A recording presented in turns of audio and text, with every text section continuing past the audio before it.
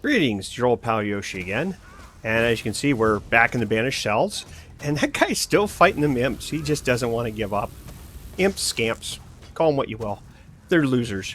So, let's talk about this build. This is a 1-bar necromancer build. Yay, MagNecro. That's my name for it. So, what I originally did was I tried this with 64 magicka, 0 health. Didn't work out so well. Got killed a lot. So what I did was I made it a little better. 34 magicka, 30 health. Seems to work pretty good. I still get killed every now and then, but I can make it through the dungeon. My spell crit is 62.1%. Once I show you the armor I have, you'll understand why that is. The Munda Stone I'm using is the Shadow, which takes advantage of the crit damage and it actually increases it. So, let's go into what we have for armor here. Mixture of Mother Sorrow and Juliano's, which both provide spell crit, spell damage, and maximum magicka. I also have one piece of heavy, just for a little bit of extra armor here. Every piece of armor has maximum magicka and divines on it.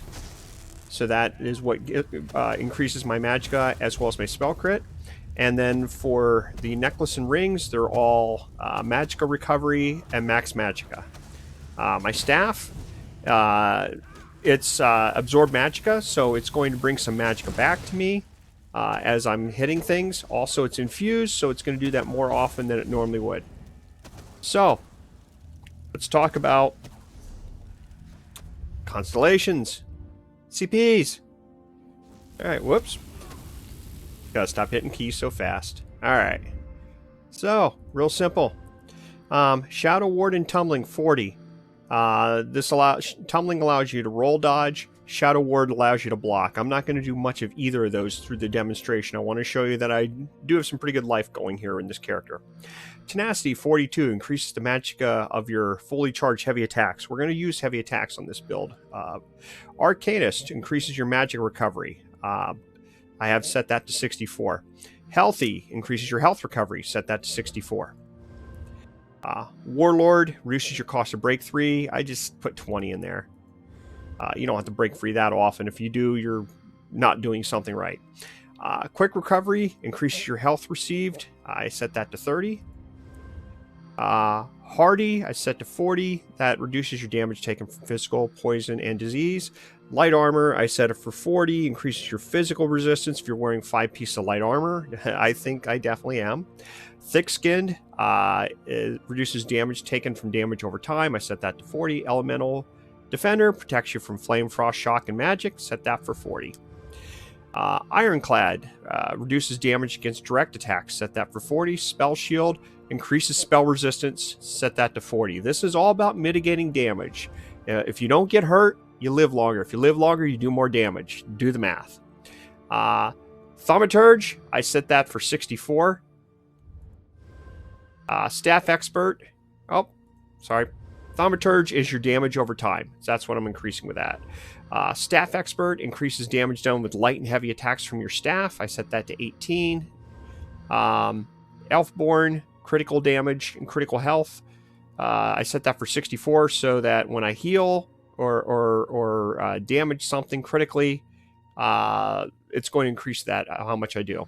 Spell Erosion is set to 64. That helps with the spell penetration.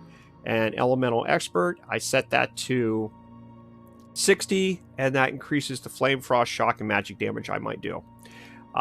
So if I look here through constellations, I think it's about 61 point something here is where I'm at with things. And I do my combat metrics import, come here, hit champion points, and see what it recommends. You're going to see that it's pretty close to what I got, except for it wanted me to put more in Master Arms and less in Thaumatage. So obviously it doesn't seem to know what it's talking about. So let's see what this build does. So what we have here for skills is we have Stalking Blast Bones. Creates a skeleton, comes out of the ground after 2.5 seconds. Runs after the enemy and explodes. Does 8,992 flame damage to the enemy as well as the enemies around it. It hits with a 6-meter blast. It's actually pretty darn good. Also, every second that the skeleton spends chasing the target increases the damage explosion by 10% up to a maximum of 50. So you definitely want to, when you get a chance, release the skeleton from a distance. Next thing I have on my bar, Blockade of Storms. Like it says, slam the staff down, do a lot of damage. 1,402 shock damage per second per enemy in the area. The area is 18 by 12. It lasts for 8 seconds. Next item, Unnerving Boneyard. In a 6-meter circle, it does 20,724 frost damage every 10 seconds. That's 2,072 per second. Really good. Also, it reduces the spell and physical resistance to enemies by 5,280. And if you so happen to have consumed a corpse when you do it, you get 20% more damage. There's so many benefits on Unnerving Boneyard. It's unbelievable. Hungry Skith, this is our health recovery. Heals for 2,345 health for the first enemy hit, and an additional 71 for each additional enemy up to 5 times. After doing damage, you heal for 312 every second over 5 seconds. Unfortunately, we're not going to get that benefit because we're going to be running around trying to hit things with it constantly, because that's going to be the way we keep our health going. When we fail to hit things, we're probably going to die quick, because this is our only health recovery we have. So we're going to be using that a lot. Inner Light, it will increase your max magic by 4%, increases your spell crit rating by 2,191. Again, makes you hit harder.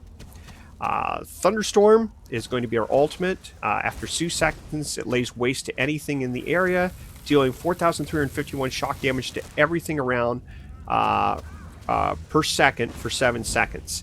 The radius on this is 8 meters, so it's a pretty good radius that it does damage within. A lot of damage. So, looking at passives here, we're using Gravelord abilities. We're using Stalking Blastbones and Unnerving Boneyard. So we'll take all the passives here. Bone Tyrant, we're only using the Hungry Skith. Again, I think we can benefit from all these. Living Death, take the Creative Curse.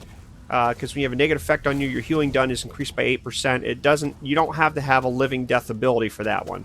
The other ones,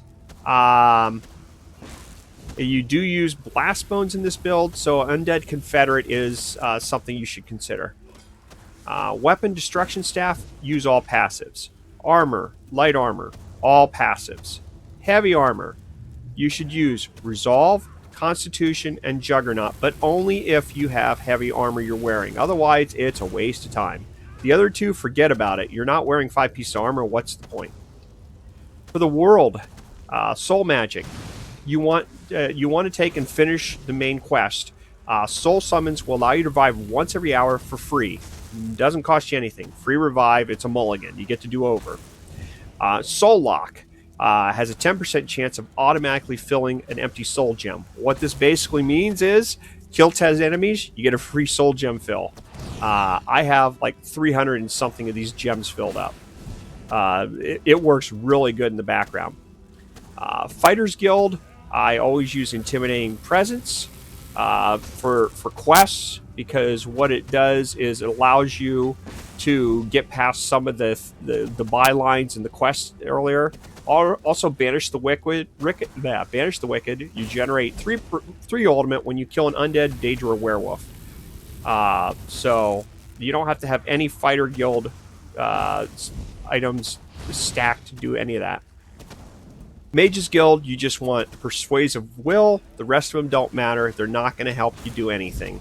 Forget about the rest, because you only have Inner Light here is the only Mage Guild ability you're using, and you don't want to reduce the cost of it, because you're not going to cast it. You're not going to cast it, so that makes no difference. You could use Magic Controller. You get a little tiny 1% bonus on your Magicka recovery. So sure, why not increase your max magic as well? So maybe you want to put something in Magic Controller. And then Might of the Guild, again, you're not going to be casting Inner Light, so you're not going to see anything from that. Racial doesn't really matter. It doesn't play a big role in this build. So, how do we run this thing? Well, let me get rid of these guys here first. They're just annoying the crap out of me. Alright, they're gone. So, let me explain how we're going to do this. We'll go find some enemies, and then I will walk you through this. What I'm going to do is I'm going to throw, first here, stalking blast bones. And I'm going to get the guy to run towards the enemy. While I'm walking towards them, I'm going to throw up blockade of storms. That's going to be my playground. I want to play in the middle of that to keep enemies around me damaged. I'm then going to throw up an unnerving boneyard, which is going to do further damage to everyone around me. And then anything I can hit, I'm going to hit with hungry skith, and I'm going to keep doing it to keep my damage up, because as long as I keep that damage up, I will keep my health going. This is my only health recovery on this build. So it's very, very important that I'm constantly using it. And then when I'm ready to use my ultimate, I'll throw Thunderstorm, but I'm going to save that for the bosses. I'm not using that anything less. So let's go this. Ready? 1, 2, 3, 4, 4. Now, what I did just in there, of course you can't see what I'm doing with my fingers, as that would make sense, is I threw an extra skeleton in there. And what I do is, every now and then while I'm trying to fight everything, if I don't see everything going down quickly, I'll throw a skeleton up and let it do a blast of damage to help get rid of the enemies. Because the skith only kills what is in front of me, and it's not as good of a killer as the summoned skeleton is. The summoned skeleton is a radius. The scythe is only what is in front of you. Keep that in mind. That will become very important as we go into these next rooms. All right? So, skeleton. 2, 3, 4. Hungry scythe, hungry scythe, hungry scythe, skeleton. Hungry skeleton, hungry scythe, hungry scythe. And this guy is getting on my nerves. You'll know who in a minute I'm not talking about. I'm not talking about the bad guy. 2, 3, 4. Again, I got to keep damaging everybody, because I don't want them ganging up on me. At the same point, I also got to keep using Hungry Scythe to get my health back. Now, I'll show you the little jerk that's making my life miserable here. See this little Tithus Androma? Yeah, well, this is my little banker here. So I'm going to make him go away, because he never fights, he does nothing, he just runs behind me and asks me what I want. He's annoying. So, he's gone bye-bye. Alright. So, let's run up to our next area here. Again, throw the skeleton. Blockade. Boneyard. Scythe. Scythe. Skeleton. Scythe. Here's the jump point where I have to jump over quick.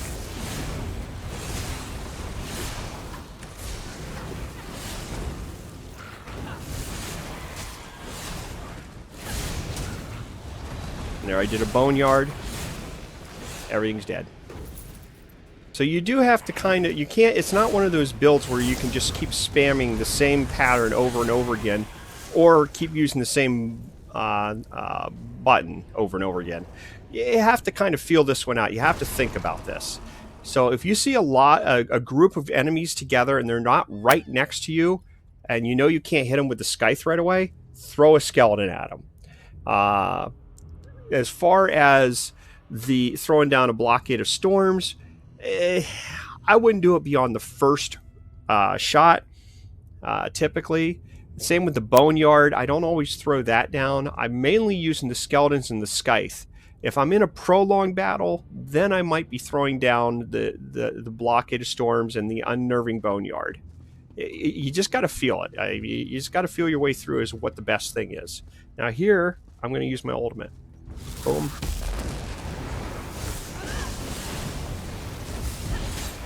And I'm going to throw another skeleton down.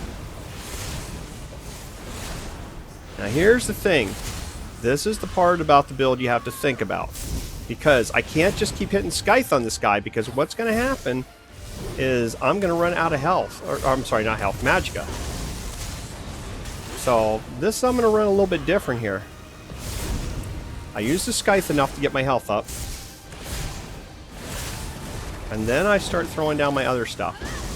And I keep going back to the scythe every time he hits me. And I'll hit the other buttons intermittently.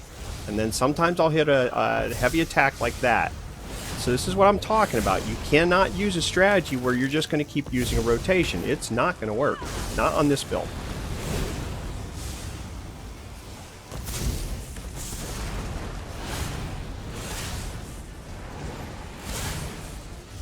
But if we keep whittling them down, we'll get rid of them. They'll be gone soon enough. And this isn't even one of the tougher opponents. This is just one of those that can knock you down quick. But this is actually a pretty easy fight. Hey, thanks for coming in to help me, buddy. Yeah, see, I killed that. You did nothing. Oh, you're going to talk to him? All right, I'm out of here. All right, I got to go on the next enemy. I'm really upset that these NPCs just don't help. They're useless. All right, so pick up some goodies along the way. Might as well. I'm a merc. I fight for money, right? Okay, this is going to be an interesting battle because these guys are all spaced out. So I'm going to have to keep going from one to the next to the next. And the way I'm going to do this is I'm going to use different things for bridges to get from one to the other to damage people. Mainly I'm going to be using the skeleton and the scythe. I'm also going to sometimes use the blockade of storms. You're just going to have to watch and pay attention and you'll see how I get around this. So I go up here to trigger them first. I come back here, I lay down the skeleton, and I'm going to try to group these guys together. The first ones I want to get rid of are the ones that I can get all together, because that's going to use the least amount of my resources. The resources are a matter of life or death in this game, especially right now. So I threw a skeleton down. Gonna take him a little bit to get to him. Boom. Here comes the skeleton. And they're all gone. Not so bad. What's going to be less fun is what's coming up next. This is where they do the ring of scamps. And these guys are all going to fire at me at once. So I am going to have to really make sure I'm using the scythe full time. Now, when I'm normally attacking, I'm constantly tapping away at the left mouse button for light attacks, trying to weave those in. You're not going to want to weave anything in during these attacks. You're going to want to just keep hitting that scythe until they're gone. You'll see what I mean. So here they come. They're going to come out. 1, 2, 3. See? That time I didn't do it. I didn't hit the scythe. I used the light attack. Now let me quickly get away from these guys. And I'll show you what the difference is if I just use the heavy scythe. The other thing I didn't do was I didn't hit the blast bones from back here. Let's do this the right way this time. 1, 2, 3. And I'm just going to keep hitting 4, 4, 4. I'm just tapping 4 like crazy. See the difference? That got rid of them. So bear that in mind when you know you're up against a lot of enemies all at once and they're going to be surrounding you. If you're going to interweave your attacks, you're going to die. You just want to keep hitting heavy scythe until you get down to a manageable amount of enemies. And then at that point, you can go to your normal techniques. Now, this guy here is just a matter of wearing him down over time. So we'll throw the ultimate down on him.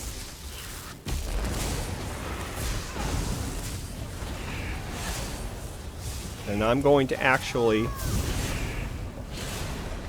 make a mixture of heavy attack with the staff as well as the scythe sometimes. My goal here is that there's no reason for me to die here. This is one of them battles that you should definitely win.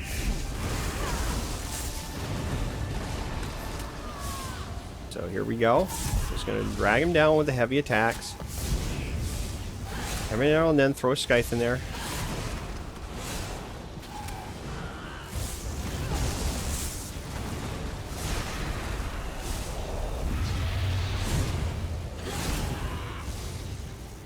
And again, I'm trying to make sure I don't run out of magicka. That's the only way I die against this guy.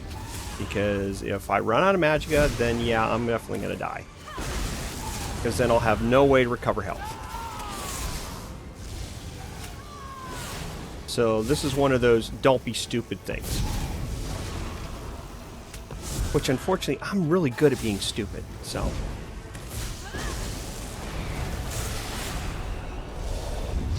And we've worn them down about half of them so far already.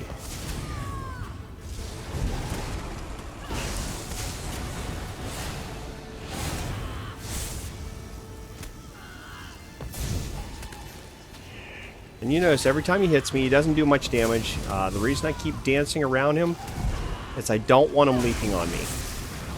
I back off when he swings his tail. I'm not doing any roll, not doing any block. Don't need to with this guy.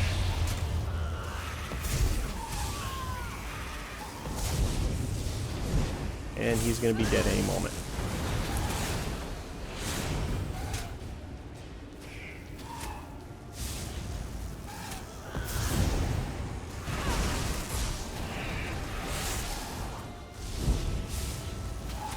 In fact, I'm about at the point where I'm just going to do them in. There we go. Elemental Storm can be morphed. Oh, yay!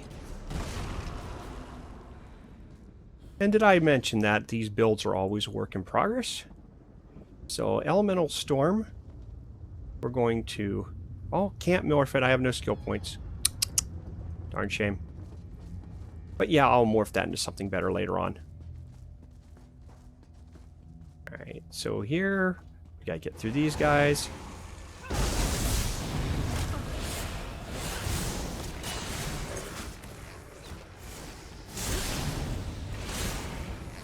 Done. Now, this next part is going to be difficult. Because this guy coming up here, whose name I forget, he whose name I don't remember, he's the clan fair trainer, I think he's called, or something like that. He is surrounded by a whole bunch of guys that are going to hit me like crazy here. So, what I'm going to have to do to make... Oop. Get rid of this guy first. Didn't even see him. Alright, you're gone. So, here's the plan. And you have to execute a strategy here.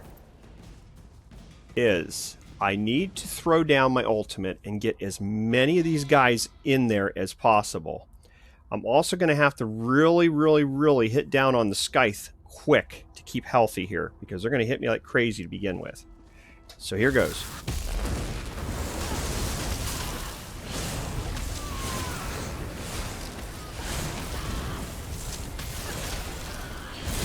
Now what I'm doing, my goal here is to get rid of as many of the enemies as I can, so I can get down to just a small amount of enemies here. Ah! I hit the wrong key. I hit the wrong key. That's how quickly you can die.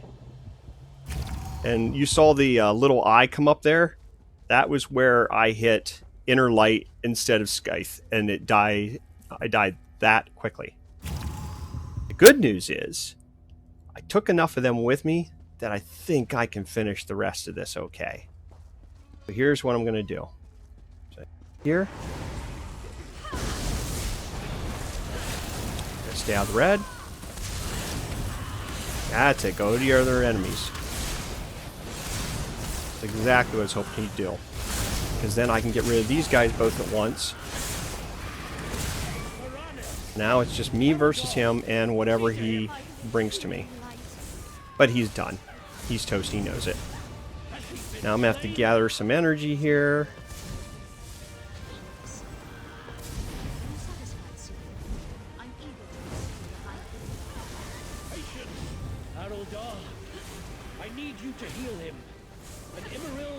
And I'm going to just get rid of this guy quick so I get rid of his little minion. He's done.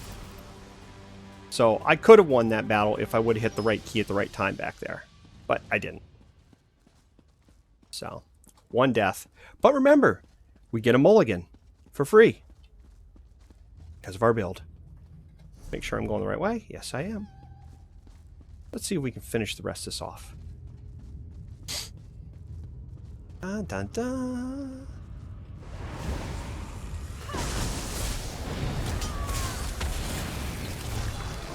Uh-oh. I'm in trouble. And I managed to get out of it, and I'm back in it again. I'm gonna die. No. Maybe not.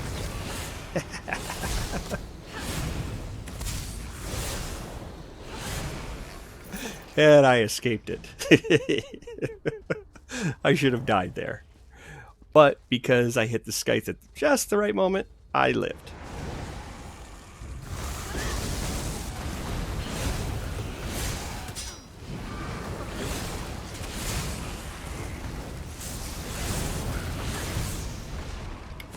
Now the nice thing about the skeleton, which if you noticed, I did a little trick there with it, is it was going up and it was going to get ready to come after one of the enemies. I killed the enemy it was going to go after, so it actually had to turn around and go after somebody that was further away, which caused it to do more damage. It doesn't always work out that way, but that time it did. Now, the secret to this part here is get rid of these darn imps as quick as possible. Because if there's anything that's going to kill you here, it's going to, believe it or not, be the imps.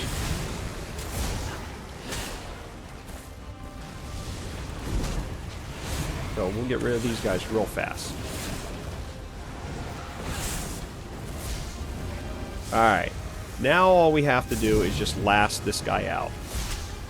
And I hate to say it, but that's exactly what it is. This guy is a lot like the clan fair that we fought earlier.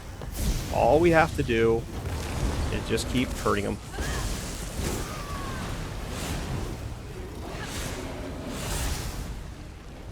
So we'll hit him with the heavy attacks to get our health, or get our magicka back. Drop a 1, 2, 3 on him. Hit him with a number 4, and then just hit him with a heavy attack to get our energy back. Don't stand in the red circle. It's just not a good idea.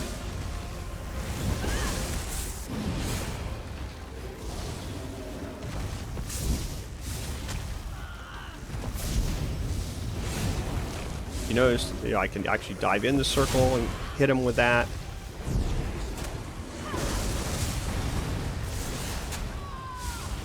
Okay, he's about toast. So we're going to finish him off this round. Just going to hit him with a flurry. Boom, he's gone. Oh yeah, and here they come again. You know, it's always the same story is I fight the bad guys and then they come in and take the credit. Groupies. Can't stand them. Alright. So, let's roll through the next group here.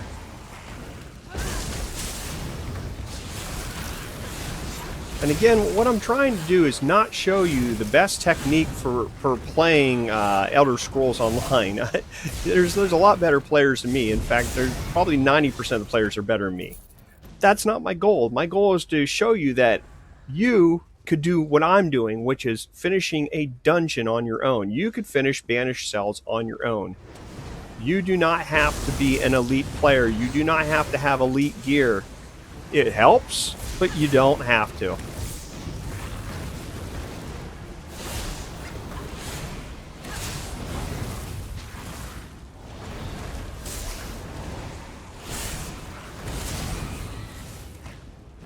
Oh, missed him.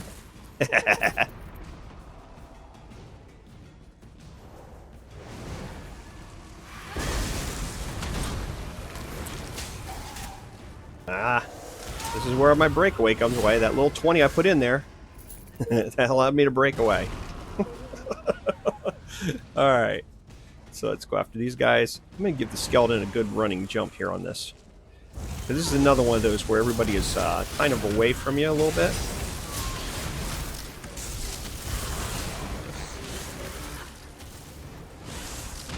Oh, perfect. Gonna get them all together here. One skeleton, take them all. Not quite, but close.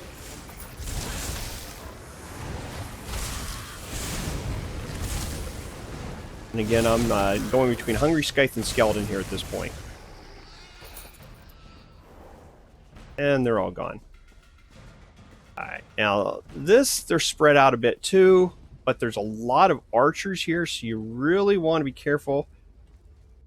and you want to get your skeleton going first. Get there about the same time it does, somewhere around there.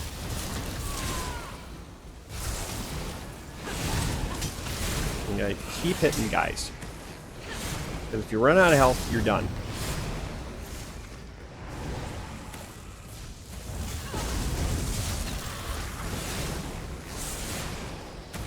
Bring these all together.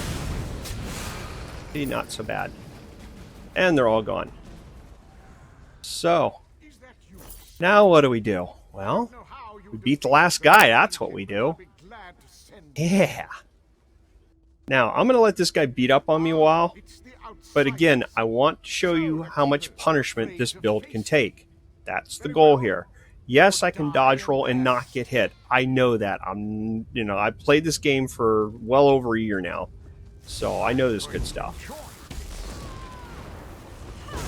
But the point being is, we're looking at a build where, you can take a lot of punishment. So we're going to take a lot of punishment right here.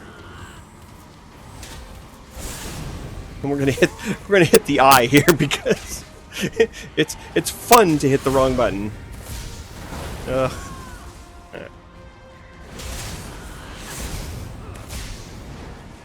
This guy really isn't that hard to beat.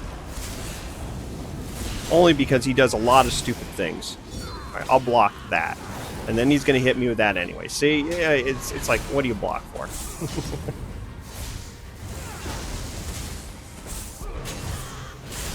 Sometimes I think you're actually better in taking the hit from this guy. Well, maybe not.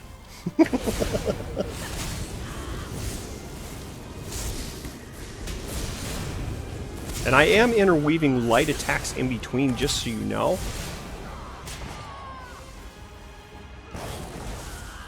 So, it's not just using 1, 2, 3, 4.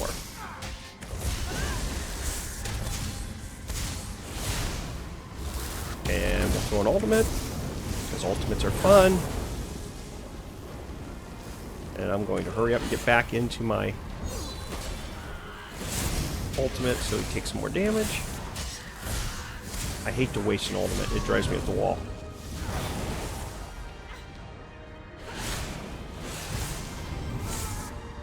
Alright, now I am finding myself low on magicka, so I'm going to start doing some a little bit of heavy attacking here. Throw in a scythe or two just to make sure I don't die.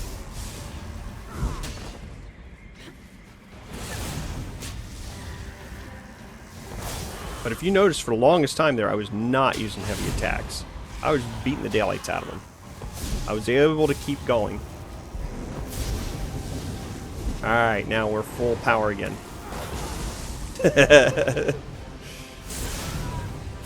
Alright.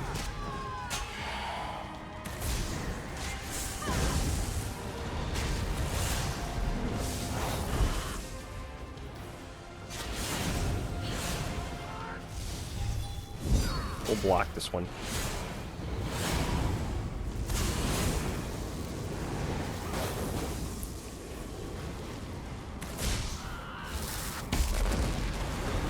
And we'll throw another ultimate on him.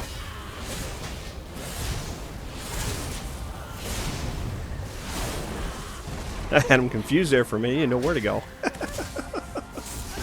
Oh, I gotta love it.